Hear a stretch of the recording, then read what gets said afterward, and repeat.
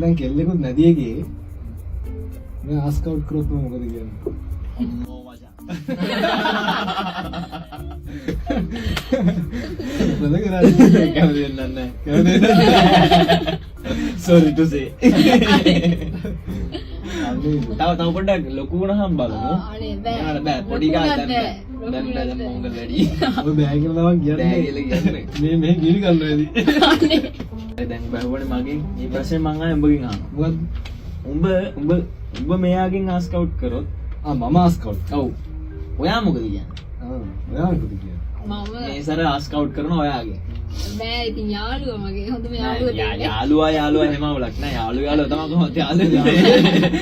හරිද ඒකේ බොරු කියන්නේ බා මගෙන් අහුවොත් නේ සර නෑ නේ සර සරයි නේ සර කේසර නේ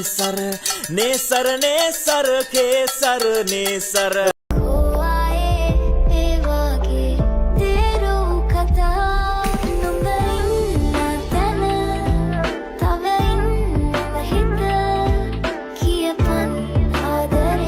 කාලෙකින් මට හොඳ බ්‍රවුනි එකක් කන්න ලැබුණේ නැති නිසා මම ආව සින්න චාන්ක් එකේ මෙයාලගේ බ්‍රවුනි එකක් try කරලා බලන්න. ඉතින් මම තෝරගත්තේ මෙයාලගේ නටලා බ්‍රවුනි එක.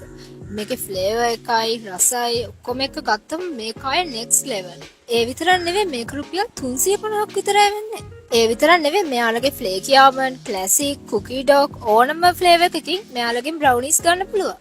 ඉතින් අතේ තියෙන ගානට හොඳ බ්‍රවුනි එකක් try කරන්න ඕන නම් සින්න චාන්ක්